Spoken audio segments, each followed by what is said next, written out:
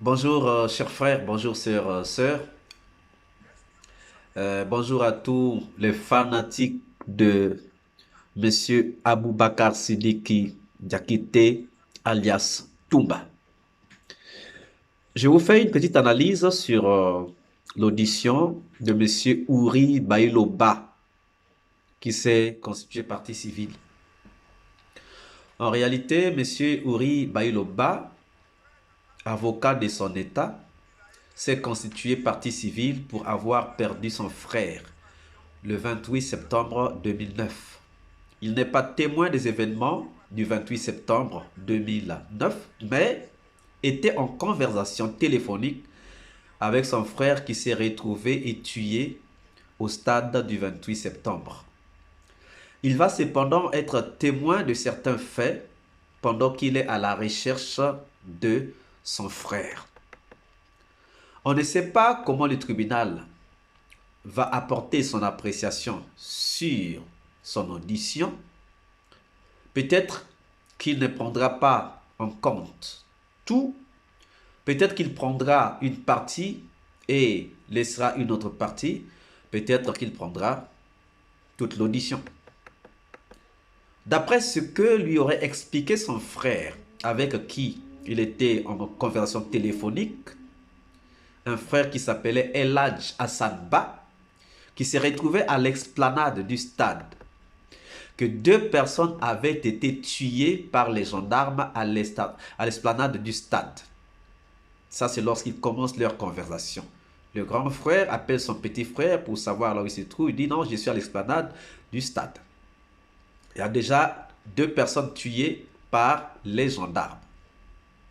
Deux personnes déjà tuées par les gendarmes à l'explanade du stade.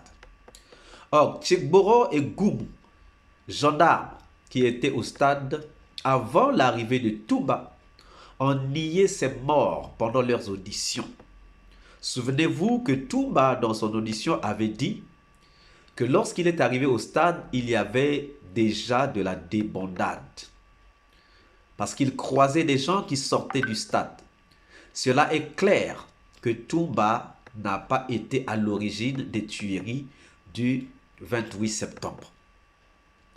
Monsieur Ouri nous dit aussi que ce jour-là, il y avait pluie. Et si nous revenons à l'audition de Goumou, il avait bien nié, il avait dit qu'il n'avait pas plu ce jour-là. La situation à l'hôpital, quand Diaby arrive, il est bien témoin oculaire, c'est monsieur Ouri. Ça, ce n'est pas quelque chose qu'on lui a raconté, mais c'est quelque chose qu'il a vécu.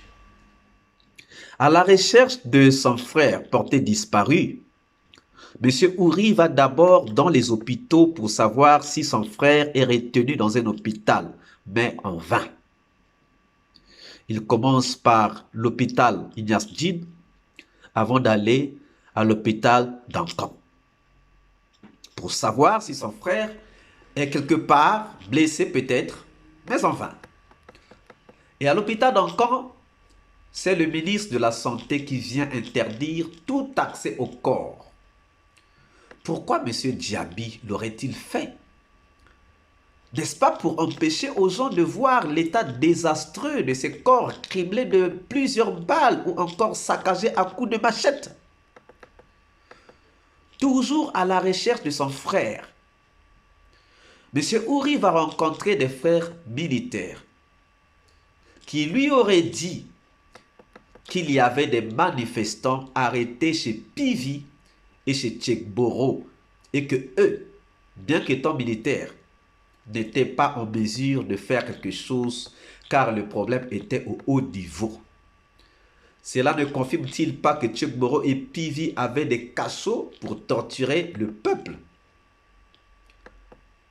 Ne pouvait tuer le peuple que quelqu'un qui était contre le peuple, un ennemi du peuple.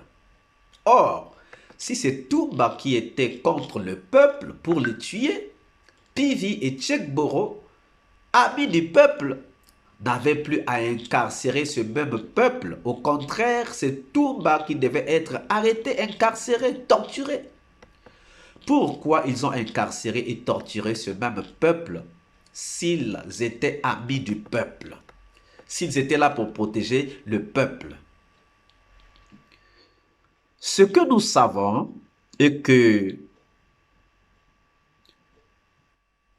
ne peut être ami du peuple que celui qui protège le peuple, ne peut être protecteur du peuple que celui qui est ami du peuple. Mais en ce temps-là, qui était ami du peuple et qui était ennemi du peuple? C'est facile à déduire. Monsieur Abibas, je dis bien Monsieur Abibas Camara, car c'est de lui qu'on parle. Monsieur Abibas Camara était l'ennemi du peuple. Pourquoi? Parce que ce peuple lui avait dit non lorsqu'il a voulu se présenter aux élections. C'est même la raison de cette marche. C'était la raison de cette réunion, de cette démonstration de force pour dire que le peuple ne veut pas de toi comme président. Qui donc était l'ennemi du peuple? C'est Abibas Camara. C'est Abibas Camara, chers amis. Parce que le peuple avait dit à Abibas Camara, tu ne seras pas candidat. On ne veut pas de toi, on ne veut pas d'un militaire. C'est lui qui était contre le peuple. Et c'est fait appuyé par ses acolytes, par ses moutons qui le suivent, ses amis sanguinaires, Pivi, Tchekboro, Goumou, Diaby et Marcel. Mais mettant à l'écart Toumba, car il savait que Toumba n'allait pas accepter de faire ce sale boulot. Surtout qu'il avait déjà lui-même compris que sa tête était recherchée même avant les massacres. Monsieur Ouri est revenu sur une phrase qui leur a dit d'être au stade.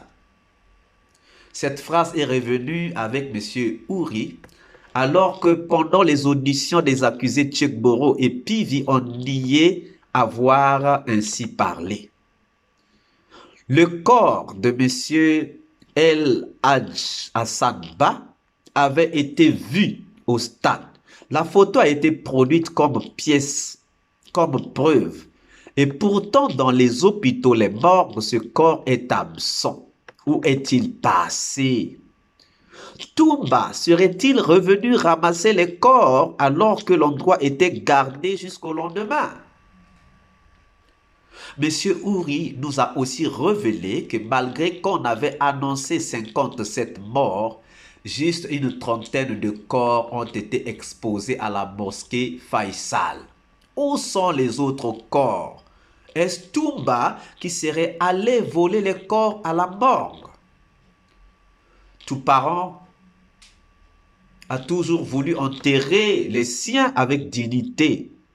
Donc, les parents eux-mêmes ne pouvaient pas faire disparaître les corps de leurs membres de famille. Qui donc a fait disparaître les corps? Le médecin légiste, docteur Hassan, aurait pourtant dit à M. Ouri, après avoir vu la photo de son petit frère, qu'il y avait quelqu'un à la morgue qui ressemblait à son frère. C'était une phrase cachée pour dire « Oui, ton frère est à la morgue ». Mais pourquoi ce corps n'a pas été vu parmi les corps exposés à la mosquée? Les bérets rouges sont allés chasser les gens à l'hôpital sous l'auspice du ministre de la Santé, M. Diaby. Est-ce Toumba qui était avec le ministre Diaby? Est-ce toujours Toumba qui a défendu aux gens de voir les corps? À qui profite le fait que les parents des victimes ne voient pas les corps sauvagement criblés de balles ou massacrés sauvagement avec des armes blanches? N'est-ce pas à celui qui a commis ces sauvageries? Le ministre Diaby doit nous expliquer qui lui a donné les ordres d'empêcher aux parents de voir les corps pour identifier leurs parents. Pourquoi des corps ont été transportés au camp Samori? Le camp Samori est-il une morgue? Qui était le commandant du camp Samori à l'époque? Estumba. Et si le commandant du camp Samori de l'époque n'est pas mort, il doit comparaître en même temps que les directeurs de la clinique Ignace Dine et de l'hôpital de Corps. Les corps qu'ils n'ont pas montrés doivent être les corps en très mauvais état, sûrement tués, saccagés, sauvagement mutilés avec des armes blanches. Docteur Hassan avait pourtant dit, comme je l'ai déjà dit, en voyant la photo du petit frère ou du frère de M. Ouri, qu'il y avait une personne à la mort qui lui ressemblait. Mais où est passé ce corps? Les questions des avocats du camp de Abibas Kamara sont des questions, vraiment les questions qu'ils ont posées, ce n'est pas des questions qu'on doit poser. Vous voyez le gars là qui a la coiffe afro là, le soi-disant avocat là qui a la coiffe afro là. Il va poser la question à M. Ouri, combien de fois vous avez parlé avec votre frère le 28 septembre? Pour quelqu'un qui vous a déjà dit qu'il s'appelait toutes les 5 ou 10 minutes, qui peut arriver à compter cela si on a parlé pendant ou dans un intervalle de 2 heures ou de 3 heures? Est-ce que tu vas noter qu'à partir de telle heure, on a parlé 5 minutes, à partir de telle... Non, ça c'est des questions qui ne méritent pas d'être posées. Ça c'est pour faire passer le temps. La vérité est en train de jaillir. La vérité est en train de jaillir. Le peuple a soif de la vérité. Je ne parle pas du peuple guinéen seulement.